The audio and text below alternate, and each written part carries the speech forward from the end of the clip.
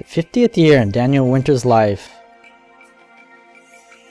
He's really good after 5 years of traveling around spreading the great controversy book to come back and see my old room the same way as it was. I left it 5 years ago. It really is comfortable knowing that you have a place, you know where things are. It's a good feeling. Got to meet lots of my old friends. Had a good time with them. Doesn't snow very often in Osaka, but it's very pretty when it does. One of the first ladies who hired me to teach English. She has a little cafe and she made a very lovely Japanese meal. This is a friend I've known for a long time. There's Osaka Castle in the background. Another friend I've known for a long time. Here she's playing in The Wizard of Oz in her new house she built. There's some seaweed some neighbors gave me. The grandkids of the house.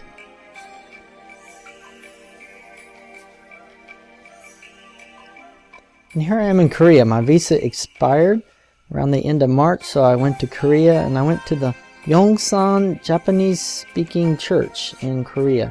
And I was really greeted warmly. The pastor even let me give the talk, and so I did a study of the 1858 Great Controversy in Japanese. And about half the people were Koreans and others were Japanese. I had a very good study. And then the cherry blossoms. The cherry blossoms are so important to the Japanese culture. I tell people that if you really want to understand the Japanese mind, study the cherry blossoms. The idea that they are very pretty for just a short time and they don't have any real function except to be beautiful, and then they fall. And that's what it's about. Most of the year people never eat outside, but during this time everybody goes out under the trees and eats. These trees are very near my house.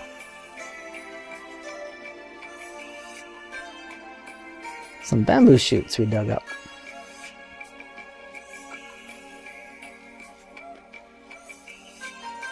This mother used to be my English student when she was about 5-6 years old. The neighbors gave me some nice food and vegetables. My English students are making okonomiyaki. It's a lovely dish. And then again in June my visa was about to expire, so I went to Hong Kong. And I was trying to find some translators for the 1858 Great Controversy book into the Chinese language, but I couldn't find anyone. I'm easily amazed with tall buildings, and here they have 7 buildings on this little island that is 7 buildings that are taller than any building in Japan. It's quite amazing to me. Here's our Seventh-day Adventist Church on Hong Kong Island. I went there and met some of the people, and they asked me, where are you going to stay? And I said, well, I don't have any place. And they said, okay. So I stayed on the steps one night there. I hope they learned to do well. The next night I stayed in this little dormitory, Chongqing Apartments. It's very pretty, the illumination.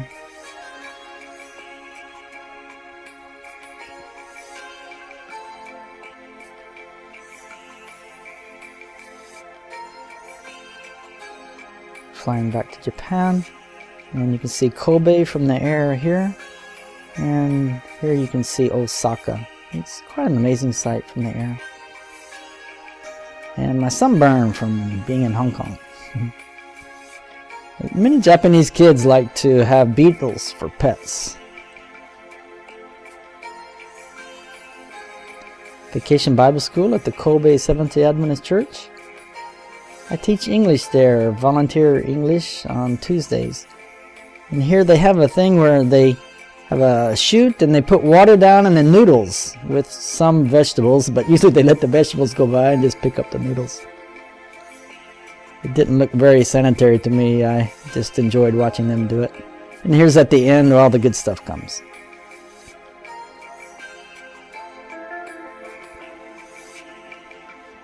In August, I was invited by a lady who owns an English language school to go to her second home near Lake Biwa and be with her English students overnight. And we had a really good time in nature. A lot of these city kids, they seem to really enjoy seeing the nature.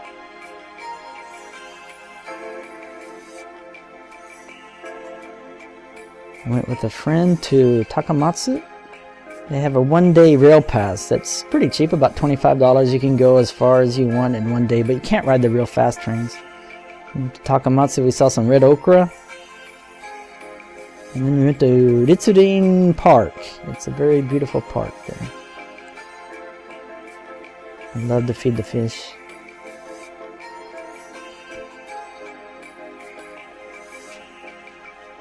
And this is the Seto Ohashi Bridge on my way back. Very lovely day. This is a few days later. I went to Fukui. And this is the Fukui Church. This is one of the mothers of the kids at the Kobe English class. And here are some of the kids in the class. At first they were very formal and raising their hands and stuff, but now it's much more natural. Have a really good time there teaching the kids. Hope they learn about Jesus while they're there. Some of them do ask me questions about Jesus. Then in October they have what they call Sports Day at the various schools around. And I went to see some of my former English students, or their sisters, as that girl was. You see the school is right next to the elevated expressway in the background there. Former homeless friend being taken care of in the old folks home now. They had a vegetarian festival at Bukkoji Temple in Kyoto, and this family went with me. We had a really good time. Then they went to pray at Yasaka Shrine after that. And then we went walking to Kiyomizu Dera Temple. It's one of the most famous temples in all of Japan, maybe.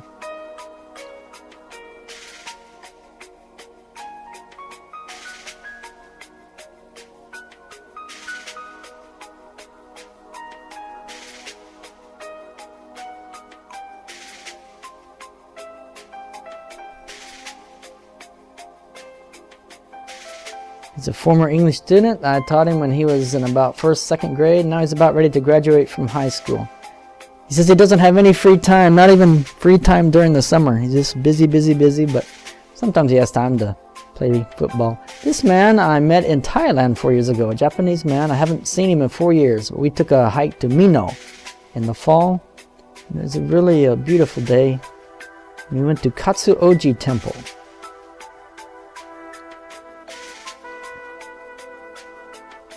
And these little guys are called darumas. They're supposed to do something for your luck.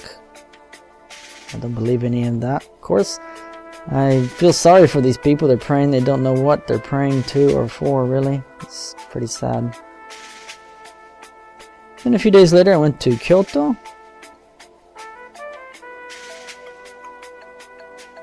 Many Japanese people wear masks to avoid spreading germs to other people. Very, very polite people.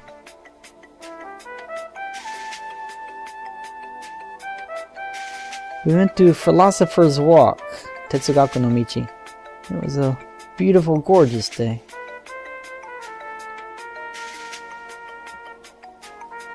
Then we ate some falafel sandwiches. It was a bit of a hassle finding a place where there weren't many people so we could sit down. This is Nanzenji Temple.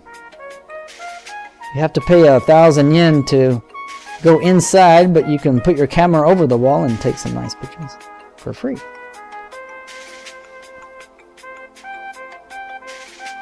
It's an old water duct from Lake Biwa to Kyoto. We went very short hiking up it.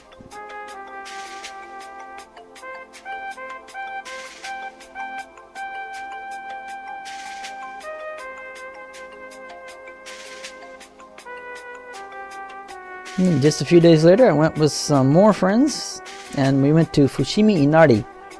It's a temple dedicated to the fox god, but of course they have all the other different kind of gods there. It's kind of spooky in places, but mostly it's just kind of funny, or you wonder what is going on. And this tree is close to my house. Just a gorgeous day, gorgeous tree. This path I often walk up and down going to my English lessons or on my bicycle.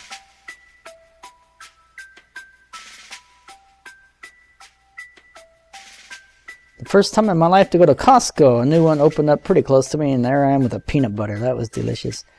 And then my English students who took me, and they're trying out all the different foods and stuff. They had a good time too. It's about $105 worth of food there, I guess. And this is my favorite picture from Japan. Some people I've known for a long time.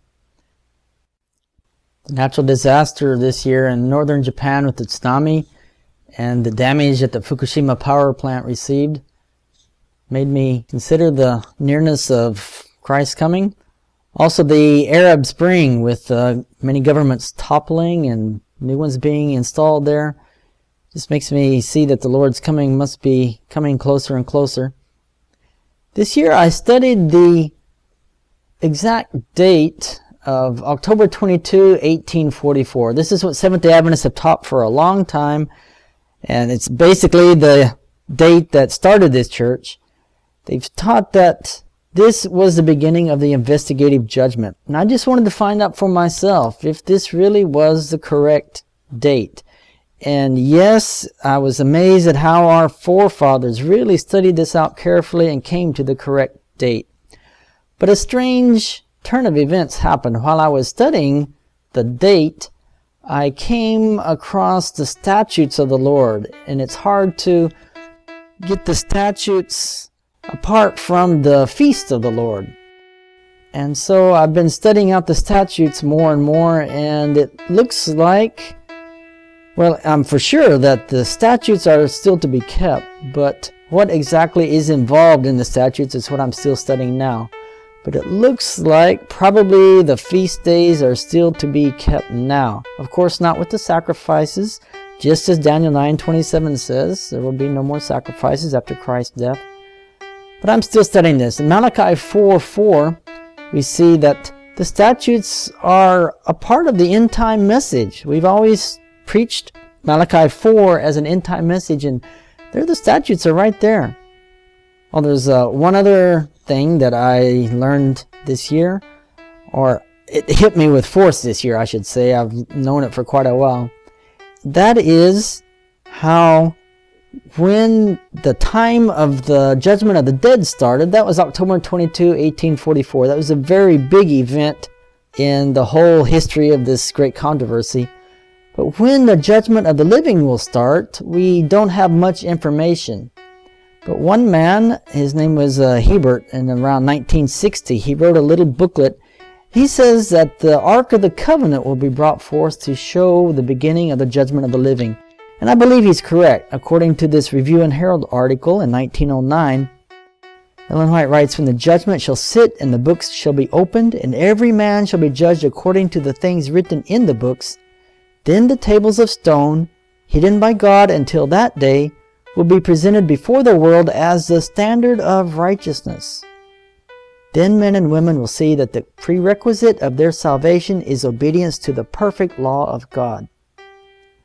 And it doesn't make any sense for God to do that after the close of probation, as it'd just be like poking you in the eye. So I really believe that this will be a major sign that the judgment of the living has started. And based on the past history of how God works with his feast calendar and October 22, 1844 being on the Day of Atonement, I think that this bringing out of the Ark of the Covenant will happen either on a Passover day or more likely on a day of Pentecost sometime in the near future. And most likely this will start the final countdown going towards the end. When we can see Christ return in the clouds, that is my number one hope and dream and everything. I pray, Jesus, that you will keep me in the palm of your hand, safe, away from my own frailties and temptations. Please keep me from the evil one, and please take me to heaven when you come. Please come quickly. In Jesus' name, amen.